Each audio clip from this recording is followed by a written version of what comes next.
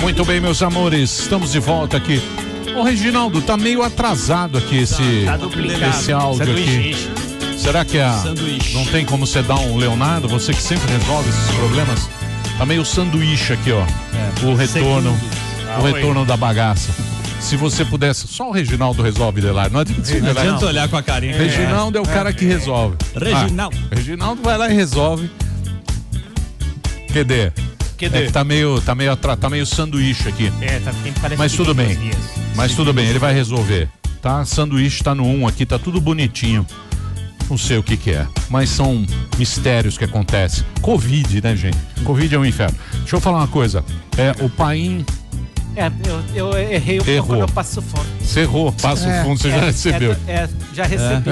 Paim, eu vou te falar, viu? Esse puta Zé Comuna. Esqueci de pôr um zero. Deixa eu falar, 280 quilômetros, Passo Fundo de Porto Alegre, a gente falou que era 28 quilômetros. Estamos sendo taxados como burros pela nossa Depende do veículo que você utiliza. Se for de pela nossa grande acelerar pra cacete, você chega de helicóptero. Estão nos chamando de burros aqui. Sim, porque a gente não sabe a distância de Passo Fundo para Porto Alegre. Então, para corrigir, são 200 e tralalá de quilômetros. 288. Sim. Mas não 28 quilômetros, né? De 28 para 280. Tá que nem a morte do Bolsonaro. Cadê os dados? Isso. Os dados do Bolsonaro. Agora, o negócio do Trump tá aqui que ele falou. Não é que fake news, não. Teve um que era fake news. Não tem fake news nenhuma. Ele falou aqui na televisão. Mas não deixa pra lá. O fake news é do Javier. O tweet dele é fake. Não é tweet, Zé. Na televisão é outra coisa. O Zé Suécia. Ele falou mal da Suécia e do Brasil. É burro. O americano não sabe do exterior. Agora ele é burro. Você pagava. Muito bem. Vamos manter a calma, a tranquilidade, porque aqui ela está. Primeira coisa que eu quero perguntar para nossa querida advogada, jurista, professora de Direito na USP, deputada estadual, foi a maior votação do estado de São Paulo, foi uma das autoras do pedido de impeachment da ex-presidente Dilma, já esteve várias vezes aqui no programa brasileira. Calma, temos aqui Janaína Pascoal, Janaína do Brasil, no Instagram, Janaína Pascoal. Tá lá no Twitter. Obrigada pelo convite. Eu não tinha vindo ainda nesse espaço muito bonito mesmo. Parabéns. Você veio aqui na época da Dilma. Você e o professor Vila. Não lembro quem foi. Não, era um outro professor. Poxa. Carvalhosa? Não, era um professor bem jovem até, de ciência política, filosofia. Pode ser eu. Eu lembro. Não é jovem, Ô, Janaína, mudando totalmente de assunto, você teve Covid? Tive. Mas você ficou zoada? Fiquei. Ficou mal? Fiquei. Sem paladar e nada? Perdi paladar, perdi olfato por 20 dias ou mais. Muita arritmia, muito problema circulatório, muita falta de ar, assim, todo aquele quadro horroroso. Não tomei cloroquina, porque quando os meus sintomas pioraram, eu já não estava mais com vírus, que isso é uma coisa muito interessante nessa parte da estatística. Muitas vezes você vai fazer aquele exame, o tal do PCR, e dá negativo. Não significa que a pessoa não tenha tido, né? Porque eu, quando fiz o PCR, 2 vezes deu negativo. Mas a minha tomografia mostrava um quadro grave de Covid, entendeu? E só depois, quando chegaram aqueles exames que a gente vê, IgG e IgM, é que eu verifiquei que eu já tinha os anticorpos. Então era certo que eu tinha tido. E quando o problema, né, a coisa agravou, meu quadro agravou, a cloroquina já não faria efeito, porque ela vamos dizer assim, não vou entrar nesse mérito que isso é um vespeiro. Mas se tem alguma utilidade, essa utilidade, ela ocorre quando o vírus está presente, entendeu? Então, para mim, já não adiantaria mais. Entendi. Mas graças a Deus você tá bem. Tá bem. 0 bala. E calma, né? Calma, tranquila. Eu não conhecia a Janaína. Adriles, você que faz aquelas perguntas quilométricas. É uma dissertação. É bom ele fazer no começo, porque dá para terminar. Eu vou deixar você fazer a primeira pergunta de hoje. É bom que eu já vou no banheiro. Olha, hoje eu estou comedido. Janaína, você tem sido muito crítica em relação à postura truculenta, incisiva e agressiva do presidente. Mas você não acha que isso pode ser reverberação? Por exemplo, ontem a gente viu as manifestações de rua, né? E eu vi num programa de televisão, de uma rede de televisão, colocando assim: as manifestações de rua pró-democracia, de esquerda, que ontem acabaram em balbúrdia, em arrombamento de instituições, em quebra-pau, ou seja, absolutamente balbúrdia, foram vistas como democráticas porque assim se intitulam e assim se colocam contra o presidente Bolsonaro. E, eventualmente, as outras manifestações pró-Bolsonaro, que tinha um ou outro cartaz, assim, falando exatamente de quebra de instituições, derrubada do Congresso, etc., foram vistas como hegemonicamente autoritárias, ditatoriais e antidemocráticas. Você não acha que a postura truculenta do presidente pode ser considerada como uma defensiva em relação a uma manipulação da mídia que coloca a parte pela exceção e coloca uma torcida quase que organizada a uma manifestação contra o presidente em detrimento de outra? Veja bem, como uma boa filha da USP, né, eu vivenciei isso a vida inteira. Então, essa coisa de dizer que a manifestação é democrática apenas quando está, né, de acordo com as pautas esquerdistas, vem desde sempre, não é algo novo. Então, assim, você vai um grupo para a rua para falar a favor da legalização do aborto, pode acontecer o que for, é democrático. Sim. Se você vai contra a legalização, por mais ordeira que seja, é antidemocrático. Isso faz parte, né, da dinâmica da intelectualidade brasileira. Então, isso é um fato que pode ter alguma reatividade do presidente, não só por hoje, mas por todo o histórico dele, também pode. O que me incomoda sobremaneira, né, é a falta de preparo da equipe que o alicerça, que o assessora, em não perceber que essa postura não está prejudicando esses grupos, nem está favorecendo o governo, né? É uma postura que está prejudicando muito o país. Então, eles já estão caindo numa armadilha de dizer que as manifestações contrárias ao governo são, de maneira assim, uniforme, antidemocráticas. É o mesmo erro, da mesma maneira que erra quem diz: olha, essas famílias todas apoiando o presidente são fascistas e esse povo todo fazendo quebradeira são democratas, também erra muito o presidente quando cai nessa armadilha, entendeu? Eu acredito que ele pode ser surpreendido. Se ele continuar nessa toada, ele pode ser surpreendido. Porque são muitas atuações dele e daquele núcleo duro dele que findam por fomentar esses movimentos. E aquelas pessoas, né, mais ponderadas, eu sei que tem muita gente que não me vê como uma pessoa ponderada, né? Eu me sinto assim, eu procuro pelo menos ser. Ficam numa situação difícil em defender tanta loucura. Sim. Entendeu? Porque você fala assim, gente, por que eles fazem isso? É isso que está me intrigando, sabe? Desde o princípio do governo. Essa postura. Mas você tocou nesse assunto, que esse lado psicológico seu, muito fico confuso dele, porque eu não sei se é uma estratégia. Quando você vai lá falar da Dilma, do próprio Bolsonaro, tem que gritar. A sua emoção, a gente nunca sentiu isso. Você acha que o presidente também tem essa emoção que, não sei se precisa de uma terapia ou alguma coisa que precisa ser avaliada? Eu acho que ele internalizou, né, esse ódio todo que ele vivenciou tantos anos no Congresso, depois tudo que ele passou na campanha. Aquele ataque, né, aquele atentado que ele sofreu foi muito forte, muito profundo para ele. Ele sabe, e é fato, que a maioria, né, da imprensa, dos formadores de opinião, dos professores universitários, que esse grupo é muito contrário a ele. E ele sabe que não vai conquistar essas pessoas. Mas o que está acontecendo, e eu acho que isso que ele não percebe, ou se percebe, tem algo que eu ainda não consegui alcançar, é que ele está conseguindo afastar aquelas pessoas que o apoiaram. Perfeito. Entendeu? Então, assim, durante a campanha, que eu tive a oportunidade de conversar um pouco com ele, eu falava: presidente, o senhor tem que entender que o senhor vai ser eleito por uma pluralidade, né? Então, por exemplo, eu tenho muitos amigos gays que brigaram, né, nos seus grupos para apoiar abertamente Jair Bolsonaro. Então, eu dizia isso para ele. Eu falei: o senhor tem consciência disso? É importante o senhor ter isso claro. E nesse contato que nós tivemos, ele me parecia uma pessoa muito razoável, sabe? E diferentemente dessa pessoa que eu acompanhei durante a campanha, cada dia que passa é uma surpresa, é uma polêmica, né? É uma confusão que, sob o ponto de vista racional, nós não conseguimos explicar. Eu cheguei a levantar na Assembleia a hipótese, eu sei que pode parecer loucura, mas de eles quererem ser retirados do poder, deles quererem cair, né, num íntimo aí, de uma coisa, para também construírem o discurso do golpe, né? E aí em 22 nós termos, sei lá, alguém pelo PT, né, com o discurso do golpe, e Eduardo Bolsonaro pela direita, um novo líder de direita com o discurso do pai golpeado, porque assim, quando a gente vê muita, desculpa, eu vou usar um termo agressivo, mas muita burrice, você começa a investigar qual é a inteligência que tem por trás. Muito bom.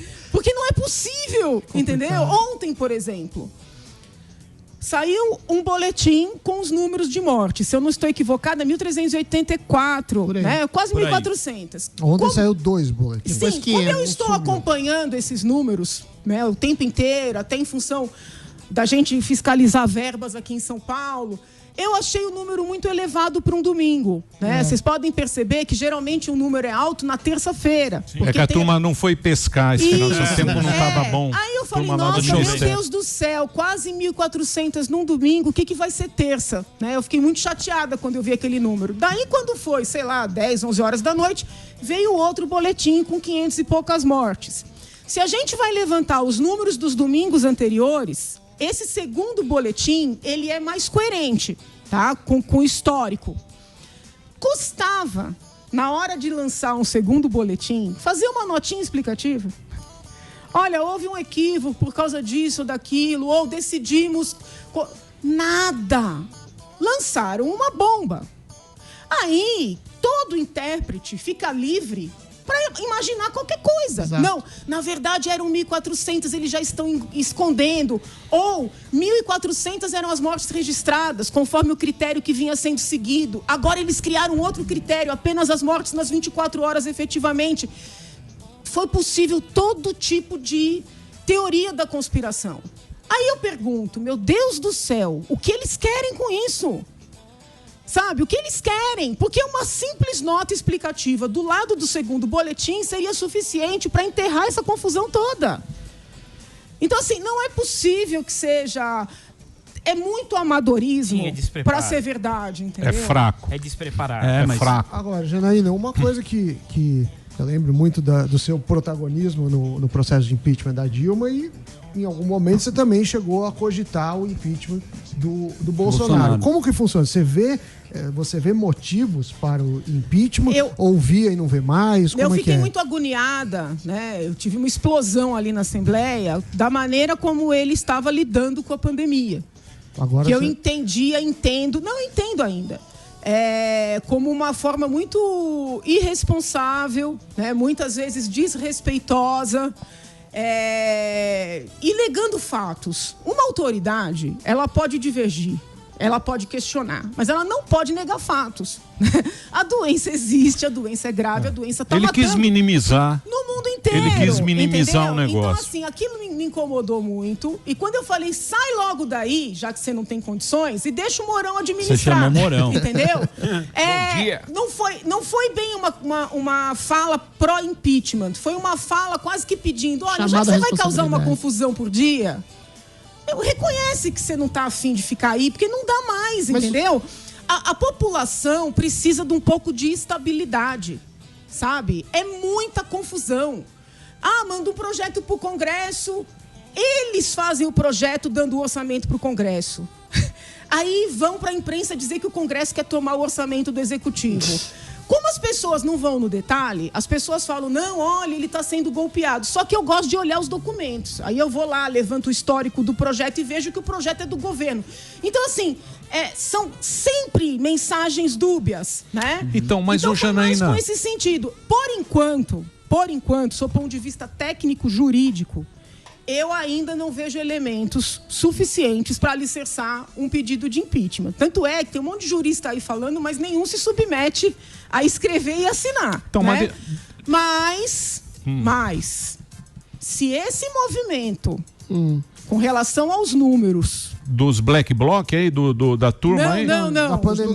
Por exemplo, essa coisa... Qual movimento? Não, tem agora dos corintianos. Não, esse movimento... Não, o movimento de essa tendência de que números, a gente está sentindo... Dos Covid? De sumir com os números. Não, mas não vai sumir. Ô, Janaína, mas não tem uma tendenciosidade do STF. Por exemplo, quando o Celso de Mello compara o presidente a Adolf Hitler. Pera. Deixa eu quando você cria um vídeo que não tem quase rigorosamente nada a ver com o processo de inquérito de uma futura eventual ingerência na Polícia Federal. Você não acha que há uma tendenciosidade, há uma forçação de barra do próprio Supremo em atribuir características ditatoriais ao presidente para forçar um pedido superficial e artificial de impeachment? Vamos esquecer impeachment. Tá. Ninguém tem saco para impeachment. Sim. Muito impeachment. Demora. Deixa eu perguntar, mas você não acha que aí também, o Supremo também, o careca lá, dando a... É isso aí. Então, você viu no Rio de Janeiro hoje? No Rio de Janeiro hoje ele fez o quê? O prefeito, o Crivella, falou, não vou ouvir mais o Witzel. Por quê? Porque entrou o Supremo no meio, o cara votando sozinho. Então são vários presidentes que a gente tem. Suprema ditadura federal. Então, mas aí o povo, o que o povo está fazendo? Está fazendo o que ele acha que tem que fazer. Porque ele fala, eu não acredito mais no Bolsonaro que meteu o louco, tá morrendo de gente. O Dória também... O outro prefeito aqui também, cada hora faz um negócio. Falou, quer saber? Eu vou me resolver aqui. Cada um por então a galera tá meio que cada um por si resolvendo. Crise de autoridade. Por quê? Essa questão do Supremo, eu acho que a gente tem que separar um pouco. O inquérito que o ministro Alexandre preside, que é o tal do inquérito que ganhou esse nome ridículo de fake news, né? Porque eu tenho todas as restrições a essa figura inexistente. Esse inquérito eu critico desde o nascedouro. Inconstitucional, Esse inquérito é completamente irregular. Ele é completamente inconstitucional. Ele foi instaurado de ofício pelo ministro Toffoli. Ele vai sendo moldado conforme o interesse, entendeu? Ele investiga tudo e qualquer coisa. Ninguém tem acesso à íntegra desse inquérito, nem a Procuradoria-Geral da República, que inclusive já pediu o arquivamento e foi ignorada nesse pleito, nem os advogados dos investigados. Vejam, eu posso gostar dos investigados, posso não gostar, posso concordar com o que eles dizem e postam ou não. Mas o advogado constituído por uma pessoa que está sendo investigada num procedimento, sobretudo criminal, que é o caso, tem que ter acesso à íntegra dos autos. Então, eu fico muito preocupada como cidadã, como advogada, apesar de estar afastada dessa atividade agora, como professora de direito, também licenciada, mas assim, isso é um absurdo, isso é ditatorial. Né? Pois é, mas vindo do judiciário, isso não é mais grave? E assim, o que me assustou perseguição mais, do judiciário. O que me assustou mais foi quando começaram, né, as notinhas de que essas tais provas que vêm sendo, né, feitas à revelia de qualquer olhar, né, na penumbra, seriam levadas para o TSE para eventualmente caçar a chapa. Então, o que eu estou tentando... É tão difícil, porque as pessoas que leem lá no Twitter ou me veem na Assembleia falam, pô, você tá com quem? Eu tento estar com quem tá certo, É isso entendeu? aí. Eu vejo o cara jogando no lixo a oportunidade que a gente construiu. Porque muita gente lutou para ele chegar lá. É isso aí, tem que cobrar. Ele tá jogando no lixo. Claro. Agora, não é por isso que eu vou corroborar com um inquérito absolutamente inquisitorial e ilegal, porque a gente não sabe amanhã o que eles vão querer fazer. Exato. Com o inquérito com esse poder desse, também. entendeu? Eu vou fazer um break, se vocês me permitirem. Claro. É complicada, a situação é complicada. E tá todo mundo nessa. Perdidaça. Tá todo mundo perdidaça. Menos nós. Sim. Por que Janaína não é nossa menos nós. Por que você não aceitou, Janaína? Você ia colocar paz no governo. Ela foi a primeira a pular do cavalo. Foi. Não, mas ela tava olhando assim, a primeira. Esse cavalo vai dar coice aqui, ó. O cavalo veio em Ela foi a primeira a pular do cavalo. Monta no cavalo, Janaína. A gente precisa de uma cavaleira do Amazonas. Eu vou fazer um break. Eu vou fazer um break rapidinho, já a gente volta com a Janaína Pascoal aqui na programação da Jovem Pan. Isso, continua com aquele atrasinho meio sanduíche-iche. Estamos de volta aqui na programação da Jovem Pan, hoje presença ilustre e encantadora, Janaína Pascoal está aqui com a gente. Sublime. Ela foi a deputada mais votada do estado de São Paulo. Ela é do PSL e a gente tá falando aqui do Bolsonaro, das tretas, né? da turma, da turma muito confusa que está lá, e nós aqui estamos mais confusos ainda com toda essa situação, porque 2022 está logo ali. Está logo ali. E agora nós temos o quê? Nós temos a turma do bolso. O Bolsonaro tem vários tipos de pessoas. Tem os bolsonarista, que são aqueles lá, os caminhoneiros e tal, as camisa negra que vão lá, fazem buzina fora e tal. E tem a turma também, que diria que é uns caras assim meio prudência, sofisticação, que também foi pro lado do Bolsonaro. Porque o Barba roubou, a turma do PT roubou. Agora que eu entendi quem é o Barba. O Barba. Companheiro. Por isso que eu falo pra vocês da imprensa. Mesmo se a imprensa, se o cara é canhoteiro... A maioria. Não, eu sei, mas isso aí não me convence, cara. Ué. Isso aí não me convence, porque é o seguinte, então beleza. Na época do Jornal Nacional, o William havia uma coisa assim, há uma coisa... Demorou muito. Eles não deturparam a realidade que vocês falaram.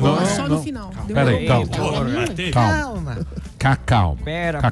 Mas não era esse assunto. O que eu queria dizer pra você é o seguinte, teve uma turma que foi pra Bolsonaro meio que vai votar no 17, você vai lá, essa mão puxa. Vai no 17, essa mão puxa. Fui eu. Mas o cara falou, beleza, vamos lá, vamos mudar o país, vamos pensar fora da caixa, vamos escolher um cara diferente e tal. Agora tem o Moro. O Moro já candidatíssimo. Você viu? Você leu? Absolutamente candidatíssimo. Agora tem o Moro. Calma aí, leu o quê? O que tem do Moro? Não. Fez a leitura. Você não leu no Globo? Então leia. Agora eu sou colunista da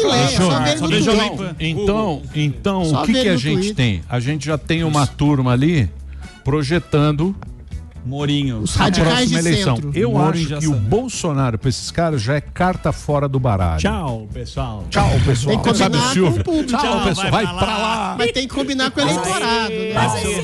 Calma, é isso que eu quero saber. Mas o único culpado disso, desculpa, é ele próprio. Bolsonaro. Sim, porque não é, veja bem, a gente, pelo menos até onde se sabe, não tem nenhum escândalo, não tem nenhum desvio, você pode ter críticas várias, mas não tem nada. Mas é muita confusão, sabe? Então assim, as pessoas ficam, quando você acha que o país vai engrenar, ele arruma uma encrenca. Então assim, isso tá esgotando a população. Mesmo as pessoas que gostam dele estão ficando esgotadas. Então, eu já ouvi bolsonarista dizendo, é melhor que saia logo e deixa o Mourão. Então, mas isso que eu quero saber de você, porque eu vejo claramente nessa turma Bolsonaro, guerra cultural. É muito mais guerra cultural do que qualquer outra coisa. Aquele negócio da esquerda, comunista, direita, fascista. Mas assim, veja bem, você pode fazer a guerra cultural com consistência. Tá? Então, por exemplo, vamos falar do ministro da Educação, que até está sendo muito perseguido. Eu acho até que os procedimentos criminais que estão sendo instaurados contra ele não tem nenhuma sustentação. Né? Dizer que ele é racista por causa de um meme, dizer que ele cometeu crime porque falou uma frase mal educada para o Supremo. Eu não vejo, do seu ponto de vista penal, nenhum fundamento para aquilo. Agora, ele não tem consistência do ponto de vista da educação propriamente. Técnica, né? Ele não tem condições de ser ministro da Educação.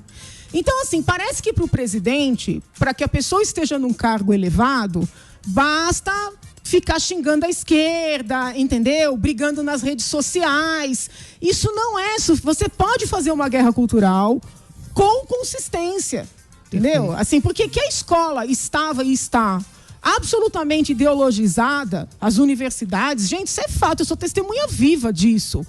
Mas você não coloca alguém que não entende nada de educação só para ficar xingando esquerdista. Você tem que pegar um cara de direita, consistente, entendeu? Que se não é um grande conhecedor da educação, porque ninguém aqui nasceu pronto, pelo menos se dispõe a estudar. E a gente percebe que o ministro, em nenhum momento, teve a humildade de sentar para debater temas, para ouvir especialistas. Você entende? Você pode ser de direita, mas você não pode perder a consistência. Competência. Então, acho que é isso que o presidente não consegue compreender. Então, mas Janaína... Veja esse senhor que está à frente da presidência da Fundação Palmares. Eu até cheguei a defendê-lo nos primeiros, né, as primeiras vezes que ele se manifestou e foi muito atacado. Eu falei, gente, quer dizer então que um negro, para ser respeitado, tem que pensar igual, né, a totalidade. Só que assim, perdeu a mão, você entendeu? Perdeu completamente a mão. E parece que todo mundo que entra nesse governo perde a mão. Então, assim, as pessoas estarem procurando uma alternativa, seja ela qual for, né, não é culpa das pessoas, é culpa do presidente. Sabe? Quando eu critico e o povo fica bravo comigo, é porque eu acho que ainda tem muito tempo de governo, que daria para ele fazer um esforço, em nome de tanta gente que confiou nele, sabe? De melhorar. Mas, ô Janaína, então, mas eu vou fazer uma pergunta para você. Eu vou fazer uma pergunta para você. Eu vou fazer uma pergunta para você agora, você que é uma educadora, você que é professora da USP, tal, Universidade Federal, top de linha. Você não acha também que para um cara que ele vai ser um ministro da educação, são 100 mil funcionários. MEC. O MEC tem 100 mil funcionários. Você não acha que é muito difícil também o cara mudar esse pensamento? Assim, em 2 meses? Não, isso é um processo. Agora, então, se você não alia... Mas as pessoas já querem que imediatamente tudo se resolva. Não é assim, gente. Você não acha que é muita ansiedade da turma? É muita cobrança. Só que eu acho o seguinte, a maneira como eles estão lidando é uma maneira muito emotiva, pouco racional. Sim. Então, eles estão se afundando, eu vejo dessa forma. Né? E eu gostaria de poder defender, mas eu fico numa situação difícil, porque é muita irracionalidade. Né? Será que não conseguiria, né, uma pessoa negra para presidir Palmares que consiga, né, revigorar o respeito ao que significou a princesa Isabel, né, tão atacada nos últimos tempos, tão desvalorizada nos últimos tempos, numa abordagem inclusive machista, né? E ao mesmo tempo entender a importância que Zumbi tem para determinados grupos. Você percebe a diferença? Sim. Entendeu? Né? Porque assim, eu já vi esquerdistas, né, falando horrores da princesa Isabel. Eu falei, gente, isso chega a ser desrespeitoso para com as mulheres. Né? Essa mulher tem um papel histórico muito relevante. Então, não é para colocar alguém lá para acabar com o Zumbi. É para colocar alguém lá que consiga manter esse diálogo. Eles não fazem esse exercício. Né? Então, assim, foi um povo que chegou ali para acabar com tudo, sem conteúdo acadêmico, sem consistência e sem vontade de se preparar. Entendeu? Quando você chega para um cargo... Imaginem vocês, são convidados para um outro programa. Você vai estudar o programa, você vai entender qual é o perfil de quem está assistindo aquele programa. Você vai se preparar, entendeu? Eu, quando fui eleita deputada estadual, minha área era toda do direito penal. O que eu fiz? Eu fui estudar os temas da Assembleia, estudar a normativa interna da Assembleia. Você vai ver... Você entendeu? Poxa, tem que ter um esforço. Não, os caras só acham que se governa dando pancada, escrevendo no Twitter, no Face, lacrando. Então, mas foi o jeito que o cara se elegeu também, né? Tem esse detalhe. Mas espontaneidade para além da pseudo-diplomacia, que é sempre uma hipocrisia institucional no Brasil. Não, da época, você tem que pegar a história. Sim. Na época, eu lembro muito bem, na época ele veio aqui, até a Verinha estava lá. E aí Bolsonaro vai desidratar. O Frota e a turma. Todo mundo falou. Tava Eduardo Bolsonaro, até que ele veio com o revólver. Sim. Faz tempo isso. Faz tempo. Era um Bolsonaro mais simples. Agora não vem mais. Não, era da Dirce. Aí ele veio aqui, eu falei, porra, bicho, e aí? Como é? Não, estamos na internet, temos a internet. Eu falei, porra, mas não tem nem partido, não tinha nem partido. Então, quer dizer, o cara, ele ganhou com essa turma e ele acha que ele vai se manter com essa turma, porque no segundo turno, essa história vai pegar e ele tem que ficar só no segundo turno.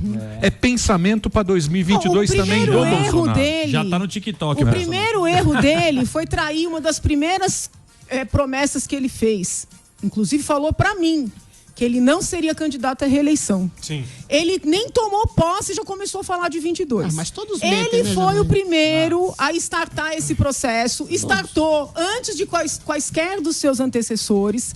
Aí começou Dória, começou Witzel, começou agora Moro. Então, assim, ele começou um processo maligno para ele próprio e para o país, entendeu? Não era hora de iniciar esse debate. Você está claramente decepcionada, né? Dá pra ver. Mas eu tô triste.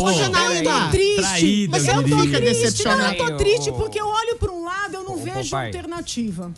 Eu não me sinto representada por esses todos aí que estão fazendo esses movimentos para tirar o presidente. Eu não me sinto representada por eles. E eu tento, de todas as formas, ajudar o presidente, né, a recuperar o que ainda dá para recuperar. Sim. E eu não tô vendo por onde, porque é um povo muito doido. O presidente ser pitoresco, tudo bem, mas todo o ministério vai ser pitoresco? Entendeu? Não dá. Mas o Moro também não foi pitoresco. Oi? O pessoal da Prudência... Peraí, deixa eu falar agora. O pessoal da Prudência e Sofisticação também não é pitoresco. Por exemplo, um dos pilares do governo, que era o Sérgio Moro, saiu atirando. Eu achei que ele ia destruir o governo no dia seguinte, falando que tinha uma denúncia bomba. Ele não mostrou como juiz de direito que é, absolutamente nada. Ficou parecendo um cálculo político misturado com ressentimento de vaidade ferida. Eu tenho essa visão, não sei se você partilha. Mas o Moro é um bom nome. O Bolsonaro tem alguma razão. O Moro tem moral. Tem alguma razão em perceber. Vai falar mal do Moro agora. O Moro, não, eu acho o Moro um herói nacional. Deixa eu te falar.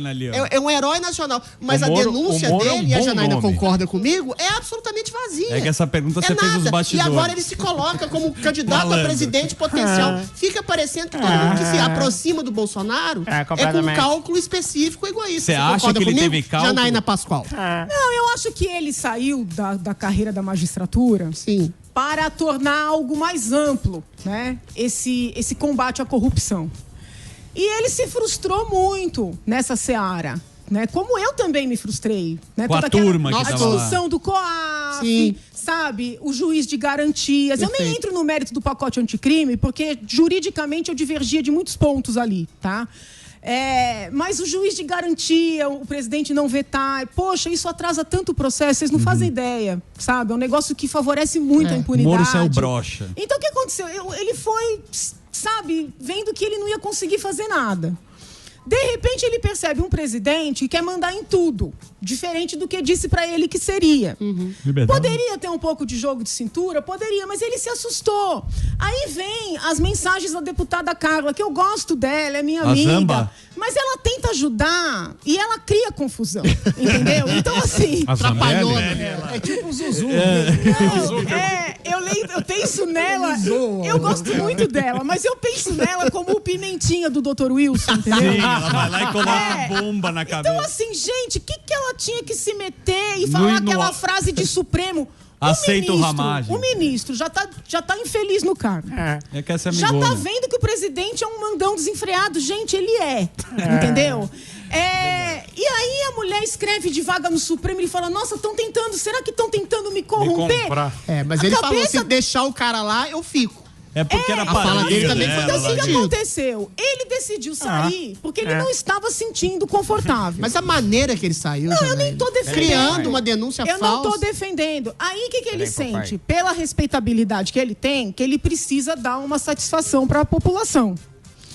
Ele não atribuiu crime nenhum ao presidente. Ele foi lá e narrou, sob a perspectiva dele, o que estava acontecendo. O que acontecia é que ele falava assim, se perguntado num procedimento, eu posso trazer mais elementos. Então eu imaginei que vinha com uma cara. Haveria muito mais coisa. O vídeo não tinha nada. Aí o presidente dá entrevista e fala, não, é porque ele queria ser ministro. Aí virou aquele barraco, o PGR instaurou um inquérito para saber onde é que tá o crime. E, gente, eu tenho lido os depoimentos, eu tô acompanhando esse inquérito, né? Porque eles estão deixando públicos todos os documentos. Um juiz, o delegado. Não tem nada ali. Não tem entendeu? nada. É o que eu falei. Aí os delegados já prestaram depoimentos sob compromisso de dizer a verdade. Procuradores participam da oitiva, que não é comum. Advogados do Moro, né, do ex-ministro Moro, também estão participando. E está evidente que nunca houve uma solicitação pontual de ajudar ou perseguir quem quer que seja. Agora o governador Whitson, né, comprou essa bandeira porque ele está utilizando como uma forma de defesa. Mas não tem nada do Bolsonaro? Então você acha que quando ele fala que ele quer proteger os filhos, o que ele quer dizer com isso? Olha, neste inquérito não tem nada. Que ele é neurótico com segurança, eu sou testemunha. Porque na época da campanha ele falava assim, Janaína, meu Deus, você vai ser vice. Tomou uma facada. E eu não consigo garantir a minha segurança. Mas antes da facada, eu não consigo garantir nem a minha segurança, nem a da minha família. Como é que vai ser com você e com a sua? Eu falava, mas presidente, o senhor está sendo tão ameaçado? Porque eu sofri muita ameaça. Mas o medo que ele trazia pra mim nas conversas era tal que eu falava, gente, se tudo que eu tô passando, né, eu não fico desse jeito, o que será que tá acontecendo com esse homem? Eu falava, o senhor tá escondendo alguma coisa de mim? Tanto é que nas conversas que eu tive com ele, teve um momento que eu cheguei a achar que ele estava exagerando para me apavorar, para eu não querer seguir junto. Aquele negócio, vem jantar em casa, mas a comida é uma merda. Mas é o seguinte, depois que ele tomou a facada, eu falei, caramba, então ele não estava exagerando, entendeu? Então essa coisa dele de querer proteger a família, ele é assim. E no Rio de Janeiro? Quem conviveu um pouquinho com ele... sabe que ele é assim. Mas esse jeito dele, né? Esse jeito, vamos chamar de espontâneo, emocional, não diplomático, passional, até eu diria, que ele faz tudo errado. Aquelas entrevistas que ele dá ali, mesmo naquela entrevista que teve o negócio da Alcione. E daí? E daí que ele fala das mortos. Aquilo lá, eu assisti a entrevista inteira. Aquilo lá foi o tempo inteiro o cara perguntando: mas e a China? Ele falou: e daí? Para repórter da China. Só que eles editam aquilo e no mundo inteiro aquilo foi usado. É por isso que ele fica puto. Então, mas não é puto, ele errou. Ele que cava ele cava a diplomacia como dia do carro. Então, mas aí o que acontece? Mas ele não é insensível, canalha. Fala, e daí, não tô dizendo isso. Não eu não estou dizendo isso. Eu estou dizendo que ele mesmo cava a sepultura dele. De uma armadilha, porque, né? assim, a abordagem mas isso aí ele tem que ter uma equipe, vamos profissionalizar. Não, é que o pessoal ali só põe fogo. Entendeu? Por isso é que eu fico achando, será que são apoiadores mesmo? Os caras que colocam... Você acha que as pessoas é que atiçam o presidente? Tem não certeza. é o contrário? Vai lá, Mito, apavora os caras. Eu tenho certeza, porque quando eu acompanhei... Mas que pessoas? Os militares são mais tranquilos. A coisa ali é estranha. Você acha que é o pessoal olavista, é o pessoal ideológico? Quem é o pessoal que joga fogo? Eu só sei que é tudo muito estranho. Entendeu? Mas outra, trazendo... depois de uma busca e apreensão do Supremo, num inquérito ilegal e tudo... apoiadores ficarem ofendendo ministros, fazendo ritual na porta do Supremo, ele pedindo para não ir pra rua, os caras indo. Esse povo é apoiador de verdade? É estranho. Entendeu? É estranho. Mas o Supremo também não ajuda, né? Não ajuda. Inclusive, ô Janaína, você falou... tenho muitas críticas. Você falou da denúncia vazia do Moro. Mas agora tem a questão das fake news, que além da denúncia ser vazia... a principal depoente, que é do seu partido, Joyce Hasselman, foi pega em flagrante falando para produzir fake news, robôs, contas falsas. Ou seja, isso não anula todo o processo, parece uma coisa quase que leninista, né? Acuse-os do que você faz, xingue-os do que você é.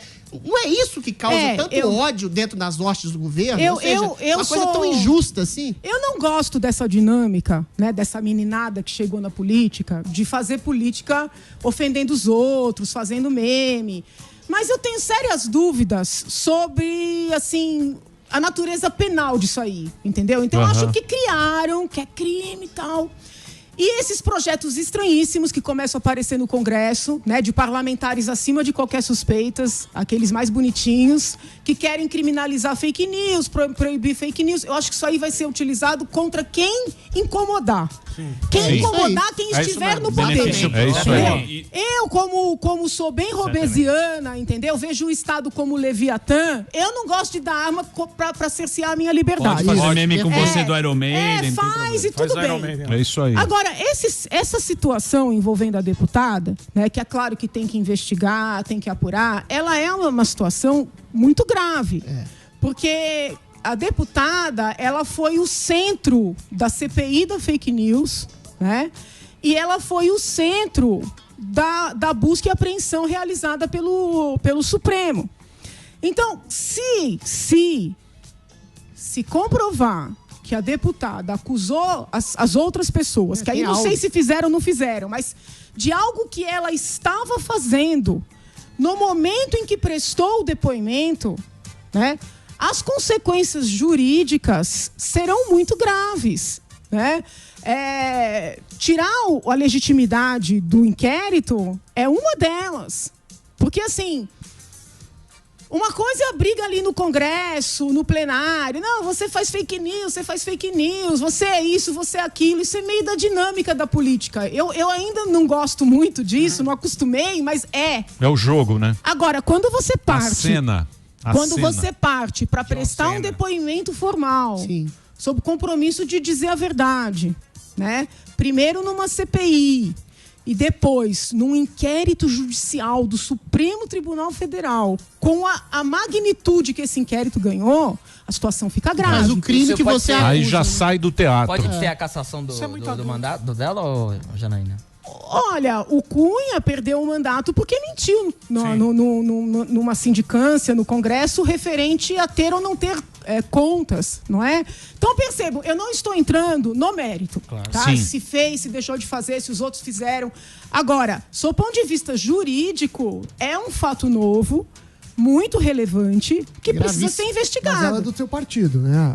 A Joyce, você não chegou a conversar com ela sobre esse tópico? Não conversei. E você ainda tem contato com o Bolsonaro? Não tenho. Não tenho. Bloqueou no ar. Ela foi a primeira a pular do cavalo. Sim. Ela ia ser a vice do Bolsonaro. O Frota ligou pra ela, falou, demais. A Janaína foi uma das pessoas que me fizeram cogitar em votar no Bolsonaro já no primeiro turno. Eu vou fazer um break. Mas muita gente me fala Depois isso. Depois a gente vai mostrar o WhatsApp do Bolsonaro. Muita gente tem me xingado. Seria a alma doce do presidente. Vamos abrir seu WhatsApp aqui. Como é que está a nossa audiência? A nossa audiência está xingando, Delari? Não. Está xingando ou não? Eu tô acabou, Como é que está o Sami? Não, aqui o pessoal xinga, o Adrilles está sendo muito xingado. Já fez 7 perguntas. Mas a gente não pode dar razão. Não deixa o professor perguntar. Eu sou fã entusiástico. E daí, pode ser. Seu programa. Faz o Adrilles Show. Próximo bloco. Deixa o Maurício pra depois, meu. Professor Olavo, que pulou do cavalo. Donald Trump pulou do cavalo. Porra, Janaína, eu tô sendo perseguido pra cacete aqui, porra. Calma, depois eu vou falar isso aí. Olha que lindo. Professor Olavo de Carvalho. Porra, eu lavo o meu barato. Tô me ferrando aqui, porra. Esses generais positivistas desgraçados. Eu falava desde a década de 80 sobre a tomada do gramscismo. Falava isso, eles falavam, não tem porra nenhuma e tinha. Abriram todo o mercado pros comunistas, agora estão falando, não, eu sou general. General de quê, porra? Fica caçando mico preto. Não tiveram uma guerra, porra. Minha pergunta. Eu vou fazer um break rapidinho. Mande sua pergunta. Janaína tá aqui com a gente. A Janaína Pascoal conversando com a gente. A gente volta daqui a pouquinho. Até já. Ele fala direitinho. Estamos de volta aqui na programação da Jovem Pan. Hoje é uma presença encantadora aqui no programa Pan. Adorável. Grande o break, hein, Delari? Os breaks imensos. Maior que a pergunta do Adrilho. Exatamente. Temos aqui a advogada, jurista, professora, deputada estadual pelo PSL, a mais votada da história de São Paulo. A nossa querida Janaína Pascoal. Estamos falando aqui de Bolsonaro, estamos falando do futuro, estamos falando das decepções que nós tivemos, muita gente decepcionada. E tem ouvido, eu gosto dos meus ouvintes, eu rezo para os meus ouvintes. Todos? Todos. Para que eles peguem Covid e não tenham que ir para UTI, passe. Que tenha uma. Tipo a do Sami. Isso, que tenha. Isso, o corpo mais melhor. Ó, você vê, uma menina, Camila Zanesco. Isso é que pensa. Vocês querem um governante perfeito, mas não existe príncipe encantado. Não. Deve ser horrível ser atacado todo santo dia e manter o equilíbrio mental. E podem pensar o que for, mas vejo por esse lado o Bolsonaro. Então, quer dizer, tem muita gente que se decepcionou mesmo com o Bolsonaro. Eu, por exemplo, o que me deixou mais triste com essa pandemia... A pandemia eu achei que é o Brasil. Ela mostrou o que é o Brasil. Os políticos roubaram. Pra caramba. Estão roubando. Então ainda. É muito assustador. É muito assustador. É muito, porque é uma coisa tão grave. É uma vergonha. Por isso, olha, vou dizer aqui, vou fazer propaganda de mim mesma. Diga lá. Como eu me orgulho do meu voto não ao decreto de calamidade pública. Porque eu apanhei, que todo mundo votou sim ao decreto, eu votei não. Disseram que eu estava contra o povo, mas eu falei, não vou dar uma carta branca para gastarem sem prestar satisfação. E agora, quando eu começo a ver os absurdos, os abusos, os desvios, os peculatos, né? Eu falo, meu Deus, que voto correto que eu dei, entendeu? Porque, assim, dá nojo. Como é que alguém consegue desviar dinheiro numa situação dessa, sabendo que alguém sem um respirador vai morrer asfixiado? Porque é esse o ponto. Sim. Entendeu? A pessoa vai morrer asfixiada. Mas é o que a gente viu dos políticos. Porque a gente viu todo mundo pensando, vamos aproveitar a pandemia. O político gosta de uma crise. Eu vou aproveitar a crise, vou me beneficiar com essa crise. Todo mundo pegou essa crise pensando na eleição, o Bolsonaro, o Dória, o Witzel, todo mundo. Todo mundo quer sair melhor do que entrou na crise. Exatamente. Com a desgraça da galera. Roubando protagonismo. Não, é muito duro. Com a desgraça da galera. Então é um negócio que ali... a gente tem que estar mesmo triste. Eu tô triste. Não, tô triste sem esperança e triste. sem opção. Não, sem esperança não, porque eu sou uma pessoa otimista. Mas se eu disser que eu não tô triste, eu tô triste, gente. Mas você tá pra representar a gente. E nós, como é que a gente fica em 2022? Você falou aqui, não tenho nem opção pra 2022. Fazer um contrato pra compra de respirador de 500 milhões sem nenhuma formalidade... Como é isso? E a questão dos hospitais, Janaína? Né? E assim, e agora eu começo a receber denúncias de pessoas nas cidades pequenas, onde não tem respiradores, esperando na fila para serem transferidas. Então, assim, quando os meus colegas foram nos hospitais de campanha e mostraram aquele espaço enorme, aquele potencial enorme de aumentar... eu fico pensando, por que estão contratando mais leitos? Se tem todo aquele potencial já pago, né? Assim, a estrutura. Você acha pronta. que é superfaturamento? Vamos ser claros, é lavagem de dinheiro? O que você acha assim? Porque a gente ficou achatando a curva. O que eu acho? E a gente vê o hospital é roubo. O que eu acho é roubo. E o neguinho morrendo de fome em favela. Eu fiquei muito chateada em ver a imprensa no lugar, né? De pegar as imagens que os colegas gravaram, de tentar bater aqueles vários leitos ali vazios com o que foi gasto, com o que está sendo contratado, como se ainda precisássemos de leitos, né? Eu gostaria de ter visto a imprensa fazendo isso, mas não. Anti-esquerdista da mídia. O que eu vi foi o pessoal xingando os colegas, dizendo que era um bando de terraplanista, que era um bando de interesseiros, querendo lacrar. Tá vendo, Emília? É o viés da imprensa. Então, assim... eu não tenho como afirmar, olha, teve isso, não teve aquilo. O que eu posso dizer é o seguinte, a compra dos respiradores foi uma compra diferente, não tem um contrato formal, não tem uma garantia formal e, estranhamente, não houve uma chamada de propostas pública, pelo menos eu tive acesso aos documentos depois de muito insistir por meio de ofícios, não teve uma publicação de chamada de propostas. Enviaram e-mails aleatórios para algumas empresas que, se você jogar o nome, sei lá, respiradores no Google, essas empresas não aparecem no primeiro momento. Aquelas empresas que aparecem não foram consultadas. Só depois que a gente começou a cobrar os documentos é que houve algumas consultas a outras empresas, ou seja, quando a desgraça já estava feita. E o que é mais estranho, aparece sem nenhum documento formal uma pessoa como representante da empresa que fez a venda. E essa pessoa... Que é a mesma do Rio, né? É a mesma. Não, esse do Rio, são os hospitais. É o IABAS. Eu estou falando da compra dos respiradores. Apareceu um cidadão grego que foi tesoureiro de um partido X, entendeu? E esse cidadão, é só você jogar o nome dele no Google e ele está envolvido num monte de investigações. Teve busca e apreensão, ele tem uma empresa de informática, não tem nada a ver com saúde. Aí eu fico pensando, no estado mais rico, mais estruturado da federação, fazem uma compra de 500 milhões de reais de equipamentos de maior necessidade, que são os respiradores, com essa precariedade, com esse amadorismo, com uma empresa representada por um cidadão que não apresenta um documento da empresa, ele não é procurador, não tem procuração, ele não é diretor. Que é isso? Entendeu? E aí eu fiquei chocada quando algumas pessoas perguntaram ao governador, e no lugar de ele, porque assim, se eu sou governadora, quem está apurando essa história sou eu. Claro. Entendeu? Porque você não pode roubar e não pode deixar roubar. Entendeu? Porque assim, a pessoa ser honesta, que nem no caso do Rio, ao que parece, o primeiro casal foi alcançado, né? Porque houve ali depósitos e tal. Na análise que eu fiz da documentação, eu não encontrei isso chegando garantias. Até... Mas não basta você não roubar, você não pode deixar roubar. Permitir, né? Então, assim, como é que a resposta é? Não, aqui é tudo transparente, as investigações estão sendo feitas. Não, é o seguinte, eu quero apurar. Eu quero chamar aqueles funcionários para explicar que diabo é isso aí.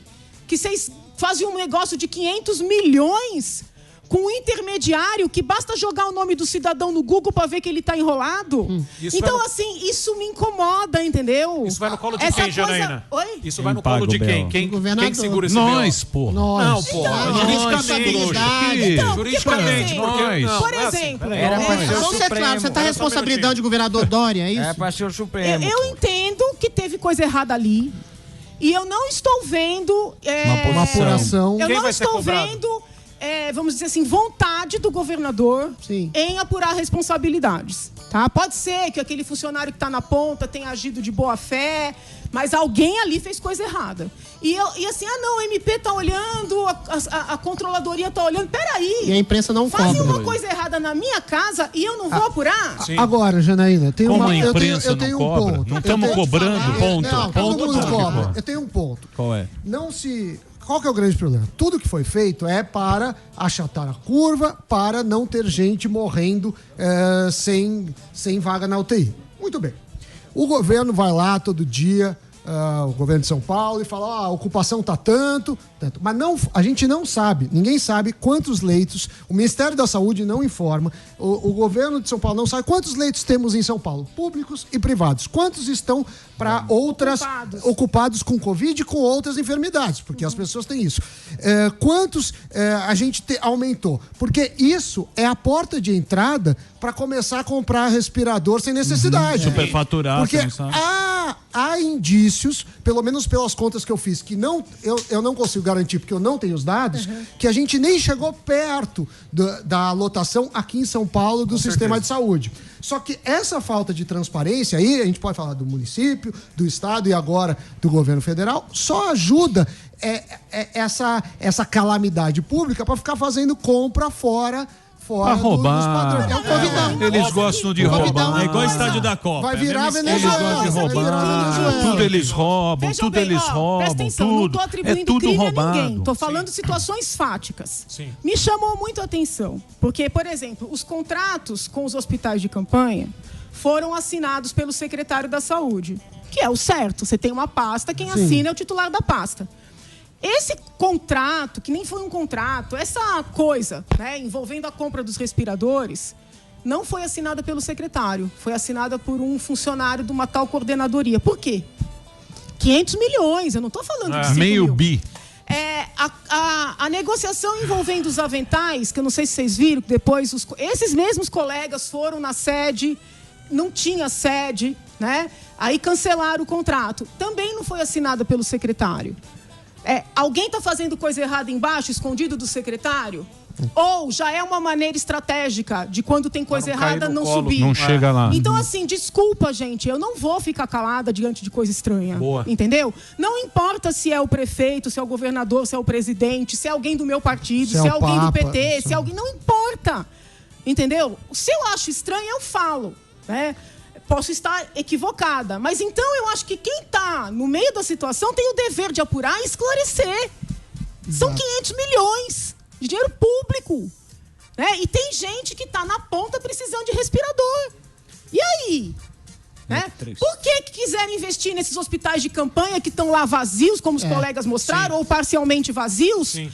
E não abriram leito de UTI no hospital da Unicamp, no HC da Unicamp, que está atendendo como referência várias cidades ali da região. E tem gente esperando em cidade pequena para transferir para a Unicamp, e a Unicamp está com 100%, porque tem 26 leitos. Pô, como é que pode um hospital de referência ter 26 leitos de UTI? Então, mas aí que tá. Tudo, né? Então, mas aí que tá o X da questão. A questão sine qua non. A questão sine qua non, professor. A gente não sabe. Ou os caras são muito burros, incompetente pra cacete, canalhas. ou são muito canalha. Acho que as duas coisas não se excluem. Mas mesmo que seja incompetência, você tem que fazer uma sindicância para admitir. Nós precisamos escolher entre ou burro. Para ser canalha tem que ser inteligente. Mas de qualquer canalha forma, e burro. não serve, né? Seja por burro ou incompetente. Mas esse é o serve. sistema do Brasil? É isso que acontece sempre? Essa é a sua decepção? O escancarou. Não, o que acontece? Hoje eu sou deputada. Então, assim, eu estou tendo acesso... Porque eu busco. Não é que chega para mim a documentação. Eu vejo uma notícia, eu cismo. Entendeu? Começo a achar desencontro nas falas. Aí eu oficio, peço os documentos. Eu tive muita dificuldade que o setor competente lá me entregasse os documentos referentes à compra dos respiradores. Eu tive que insistir muito, sabe? Não foi simples, o que já é estranho. Sim. Porque, teoricamente... É a transparência, né? Qualquer um tem esse direito, mas um deputado ainda mais. Aí eu recebo a documentação. Eu falei, gente, mas de quanto é isso aqui? 500 milhões, essa precariedade. Aí tem no meio do contrato um grego... Que ninguém... Desculpa, não é preconceito com os gregos. Já vai sair, mas já assim, vai uma pessoa que... Você joga o nome da pessoa no Google, tem um monte de busca e apreensão. Como é que fazem um contrato de 500 milhões? E o chinês? E as vacinas? E o chinês? Os respiradores. Lembra do chinês? Nos respiradores? Tinha um chinês no meio. Tinha um chinês. Eu não lembro. Mas os caras são ruins. Você viu hoje que fizeram o negócio do ônibus? Vi, que só pode... cara bolou... Prefeitura. Que é, falou assim, não, muito sensacional. Ele falou assim, não, mas como é que vai ser? Vai voltar? Tal. Não, tem um ônibus, vai um ônibus na frente e vai um vazio atrás. Ai, meu Deus. Eu falei, meu Deus. E o motorista não para se tiver lotado. Isso. O motorista passa direto. Se quiser então, descer... eu acho também a burrice aí, também ela conta. Esse rodízio, né, que foi feito. Só provocou aquilo ali era para contaminar, né? Eu acho que até o intuito não era esse, mas do ponto de vista racional era. Mas então, aí o que a gente faz? A gente precisa dos dados, assim.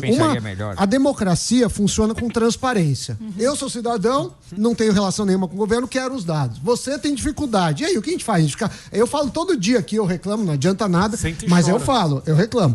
Mas o que a gente faz? Todo mundo tem que entrar com uma petição por lei de transparência. Fica gritando igual você, Janaína. Fica bravo, xinga, faz que nem uma Não, sério, gente, é duro. Eu me sinto muito isolada. Porque quer um abraço? Como eu quero? Hoje não pode. Abraço do Covid. Como a política funciona muito com grupos, então as pessoas querem saber com quem você está. Isso. Entendeu? E aí uma hora eu vejo uma coisa certa ali, elogio. Uma hora eu vejo uma coisa errada ali, eu critico. Aí o povo dá tilt, entendeu? Você vai cansar. E aí, o que acontece? Eu fico numa situação difícil, porque as pessoas falam, mas qual que é a sua? Não, a minha é essa. Você fica isolada no recreio. Entendeu? É analisar o projeto, é votar conforme o que eu acho que é certo. Mas a dinâmica da política, e aí eu tô na dúvida, se é no Brasil ou se é da política, ela é muito essa. Ou você tá comigo ou você tá contra mim. Sim, mas é assim. Mas a gente quer saber com quem você tá. Entendeu? E ela radicaliza essas coisas. Emílio, posso fazer uma pergunta? Pode, claro. A senhorita comentou sobre a minha declaração, né, ô Janaína? Porque puta que pariu, eu tô me ferrando. Olha a boca, tô me ferrando, só vou falar mais um palavrão. Né? Então, eu queria só saber a sua opinião. E outra coisa, mandar um recado pro governo, esse governo covarde, ó, e enfia a condenação... Não. Oi. Mas, professor, eu avisei o senhor. Eu avisei antes. Você avisou, professor? Avisei, o senhor não me ouviu? Entendeu? O senhor deu guarida pra um monte de gente que não leu seus livros. E sai por aí dizendo que é seu seguidor. Eu li. Falando que o senhor falou, que o senhor não falou. Isso é verdade. E nem escreveu. É verdade. Entendeu? A culpa é sua. Você acha que a culpa é minha? E outra, vou mais. O senhor escreveu lá o imbecil coletivo denunciando, né, os petistas que seguiam cegamente Lula e assim por diante. Mas o senhor inflou aí o imbecil coletivo do Bolsonaro e do senhor próprio. Que é isso, pô? Então agora, o senhor tá... Eu fico com pena, entendeu? Porque eu reconheço a importância da sua obra, né, a importância do senhor... Mas o senhor cavou a própria cova. Claro que não, Janaína. Eu quero ver alguém me refutar no imbecil coletivo, no mínimo, e eu ganhei o debate com o Alexander Dugin, que ninguém sabe, pô. Quem? Olha lá, ninguém sabe. Da Rússia. Ô, Janaína. Olha, eu queria agradecer. Mas pode falar mais? Zé pergunta. Zé pergunta. Zé palestra. Rapidinho. Você faz um chat com ela também. Faz uma live. No Globo.com. Faz live, Janaína. Vamos me cercear. Então faz. Vai live no Instagram. Janaína, você sempre foi uma advogada incondicional do isolamento. A gente tá Suécia. vendo que os números estão péssimos. O isolamento informal, que é o não isolamento, não funcionou. Metade das pessoas ficaram na rua. A gente tem já o resultado de mortes infectados desse não isolamento. 10 segundos. E a gente tem hospitais vazios, a gente tem respiradores aí, a gente tem números absolutamente... Peraí, porra! Tá vendo como é bom? Como Como é que você acha que o isolamento foi feito de maneira equivocada e você ainda defende o isolamento como medida protetiva? Eu não acho que sendo que as pessoas estão passando fome nas favelas. Eu não acho que foi feito de maneira equivocada. Eu acho que ele era necessário nesse primeiro momento. Sim, claro. Mas a finalidade do isolamento, primeira, é preparar o sistema de saúde, né? Sim. Ele foi preparado, né? Infelizmente, houve muito roubo. Se não tivesse havido tanto roubo, no país inteiro nós teríamos um outro cenário. Mas essa é a finalidade do isolamento. Sim. Manter o isolamento agora, né, vai condenar à morte. Isso. Não é o grande capital, que nem os colegas do PSOL ficam falando lá no plenário. É o pequenininho, entendeu? É aquele cidadão que tem um negocinho, que tem 2 funcionários, vai ficar desempregado. Ele, a mulher dele e os 2 funcionários. Então, assim, a gente não pode, né, ficar nesse preciosismo. Vamos pedir para usar máscara, usar o álcool, manter distanciamento, evitar eventos, sabe? Tomar todos os cuidados, mas vai ter que reabrir. E tem todo um lado psicológico também. Essa coisa do povo querer ir pra rua por toda e qualquer causa tem a ver com ninguém tá aguentando mais, tá preso. Né? Então pode ainda ter aí explosões de conflitos. Tudo que a gente não precisa nesse momento. Então eu acho assim, apoiei antes, não me arrependo de ter apoiado, mas já acho que já é hora de acelerar essa reabertura. Mas fizeram tudo errado. Sem estratégia. Erraram do carnaval Carnaval, Dória tava na até roubar. Eu teria cancelado o carnaval. Roubar desde lá, não fechar a fronteira. Sim. Fizeram tudo errado. Lembra lá o carnaval? Delari lá? Não, lembra concordo lá, Delari? 100%. 15 milhões. Todo mundo espalhando o vírus. Não, e no mundo, todo mundo já sabia dessa desgraça dessa doença. Tava lá. Porra, Janaína, se você conseguir cancelar o carnaval, eu te dou minha coleção de arma, pô. Janaína, obrigado por você ter vindo. Deus abençoe e saúde pra Muito legal, todos. boa sorte lá pra você. A gente gosta do seu papo, da sua conversa. Você é uma política séria. Ela é, meu. Você é uma política séria. Mas eu acho que ela vai desistir. Voto não, vai pra casa triste. O sistema faz a pessoa eu tenho que fazer um break, né, Delari? Tem mais um. Então, daqui a pouquinho a gente volta. Obrigado, Janaína. Valeu, Janaína. Candidata, hein?